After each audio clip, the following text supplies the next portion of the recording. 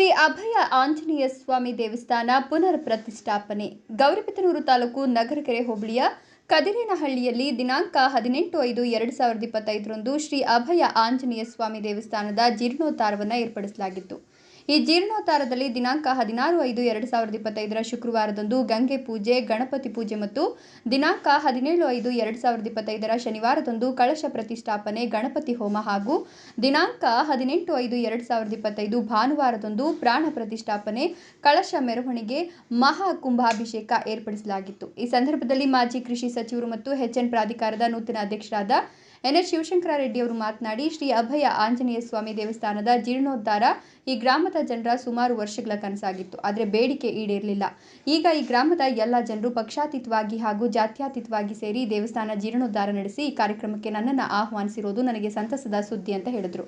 ಇನ್ನು ಅದೇ ರೀತಿಯಾಗಿ ಇಡೀ ಗ್ರಾಮದ ಜನತೆ ಪ್ರೀತಿ ವಿಶ್ವಾಸದಿಂದ ಈ ಕಾರ್ಯಕ್ರಮಕ್ಕೆ ನನ್ನನ್ನು ಆಹ್ವಾನಿಸಿದ್ದೀರಿ. ನಿಮ್ಮೆಲ್ಲರಿಗೂ ಧನ್ಯವಾದಗಳು ಅಂತ ತಿಳಿಸಿದರು. ಇದೇ ಸಂದರ್ಭದಲ್ಲಿ ಮಾರಳೂರು ಹನುಮಂತರೆಡ್ಡಿ, ಹರ್ಷವರ್ಧನ್ ರೆಡ್ಡಿ, ನಕ್ಕಲಹಳ್ಳಿ ನಾಗಣ್ಣ ಭೂಷಣರಾವ್, ರಾಜು, ಅಮರನಾರಾಯಣ ರೆಡ್ಡಿ, ಪ್ರದೀಪ್, ಲಕ್ಷ್ಮಣ್ ರೆಡ್ಡಿ, ಶಿವಶಂಕರ ರೆಡ್ಡಿ, ಮುಸ್ತಾಫ್, ಕೃಷ್ಣಮೂರ್ತಿ, ಮುದ್ದು ಕೃಷ್ಣಪ್ಪ, ಗೊಟ್ಲಗುಂಟೆ ವೆಂಕಟರಮಣಪ್ಪ ಹಾಗೂ ಕದಿರೇನಹಳ್ಳಿಯ ಶ್ರೀ ಅಭಯ ಆಂಜನೇಯ ಸ್ವಾಮಿ ದೇವಸ್ಥಾನ ಸಮಿತಿಯ ಸದಸ್ಯರು ಮತ್ತು ಗ್ರಾಮಸ್ಥರು, ಯುವಕರು ಭಾಗವಹಿಸಿದ್ರು.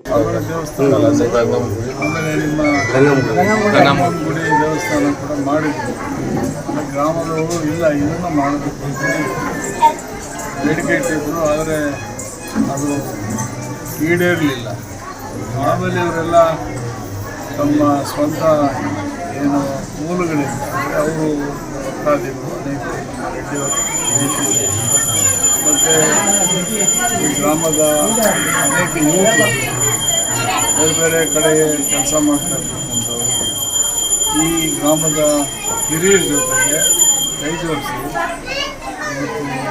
ನಮ್ಮೂರಲ್ಲಿ ದೇವಸ್ಥಾನ ಆಗಬೇಕು ಅಂತೇಳಿ ಅವರೇ ಸ್ವತಃ ಕೂಡ ದೇವಸ್ಥಾನಕ್ಕೆ ಬೇರೆಯವ್ರ ಕಡೆ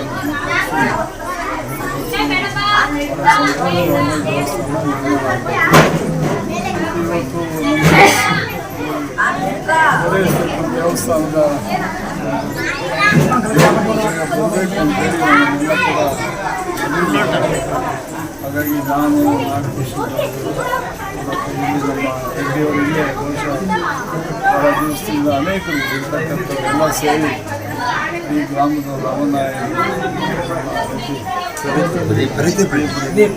ಮತ್ತು ಎಲ್ಲ ಈ ಒಂದು ದೇವಸ್ಥಾನ ನಿರ್ಮಾಣ ಸಮಿತಿಯ ಎಲ್ಲ ಸದಸ್ಯರು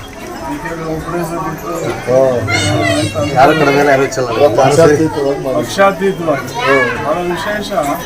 ಯಾವುದಾದ್ರೂ ಒಳ್ಳೆ ಕೆಲಸ ಹಳ್ಳಿಗಳಲ್ಲಿ ಮಾಡಬೇಕಾದ್ರೆ ಅದಕ್ಕೆ ಬಹಳ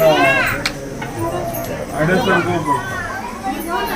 ಆದರೆ ಇಲ್ಲಿ ಗ್ರಾಮದಲ್ಲಿ ಎಲ್ಲ ಪಕ್ಷದವರು ಪಕ್ಷಾತೀತವಾಗಿ ಎಲ್ಲ ಜಾತಿಯವರು ಸೇರಿಕೊಂಡು ಒಂದೇ ವರ್ಷದಲ್ಲಿ ಇದನ್ನು ಪೂರೈಸ್ತಕ್ಕಂಥದ್ದು ಇನ್ನೊಂದು ದಾಖಲೆ. ಇದು ಕೂಡ ಸಾಮಾನ್ಯವಾಗಿ ಒಂದೇ ವರ್ಷದಲ್ಲಿ ಪೂರೈಸೋದು ಕಷ್ಟ ಆಯಿತು. ಹಾಗಾಗಿ ಸುಮಾರು 60 ಲಕ್ಷ ವೆಚ್ಚ ಆಗಿದೆ. ಎಲ್ಲ ದೇಣಿಗೆ ಮಾಡಿರ್ತಕ್ಕಂಥ ಇದು ನಿಜವಾಗ್ಲೂ ಕೂಡ ಜನಕ್ಕಿರ್ತಕ್ಕಂಥ ದೇವರ ಮೇಲೆ ಭಕ್ತಿ, ಇವತ್ತು ಆ ಇಚ್ಛಾಶಕ್ತಿ, ಇವತ್ತು ಇದನ್ನೆಲ್ಲ ಕೂಡ ಕೈಗೂಡಿಸಿ ಇವತ್ತು ನೀವೊಂದು ದೇವಸ್ಥಾನವನ್ನು ನಿರ್ಮಾಣ ಮಾಡಿದ್ದೀವಿ. ಭಾಳ ಸಂತೋಷ. ನಾವೆಲ್ಲ ಬಂದು ಈ ಒಂದು ಪುಣ್ಯದ ಕಾರ್ಯದಲ್ಲಿ ಭಾಗವಹಿಸಿದ್ದೀವಿ. ಒಳ್ಳೆಯದಾಗಿ ಇವತ್ತು ಯಾವುದೇ ದೇವಸ್ಥಾನ ಮಾಡಬೇಕಾದ್ರೆ ಜನರ ಕಲ್ಯಾಣ ಆಗಬೇಕು, ಅವರಿಗೆ ಜನರ ಒಳ್ಳೆಯದಾಗಬೇಕು ಅಂತ ಮನೆ ಕೆಲಸ ಮಾಡಿ. ಹಾಗಾಗಿ ನಿಮ್ಮ ಉದ್ದೇಶ, ನಿಮ್ಮ ಕೋರಿಕೆ ಭಗವಂತ ಆಂಜನೇಯ ಸ್ವಾಮಿ ಗ್ರಾಮದ ಮೇಲೆ, ಜನರ ಮೇಲೆ ಸದಾ ಆಶೀರ್ವಾದ ಇರಲಿ, ಎಲ್ಲ ಒಳ್ಳೆಯದೇ ಆಗಲಿ ಅಂತೇಳಿ ನಾನು ಸಂದರ್ಭದಲ್ಲಿ ಆಂಜನೇಯ ಸ್ವಾಮಿಗಳ ಬೇಡ್ಕೊಂಡು ಮತ್ತು ನಮ್ಮ ಜೊತೆ ನನಗೆ ಬರುವಂಥ ಅವಕಾಶವನ್ನು ಕಲ್ಪಿಸಿದ ಎಲ್ಲ ಈ ಸಮಿತಿಯ ಅಧ್ಯಕ್ಷರಾಗಿ ಎಲ್ಲ ಸದಸ್ಯರು, ಗ್ರಾಮಸ್ಥರು ಕೂಡ ಅನಂತರ ನಮಸ್ಕಾರ.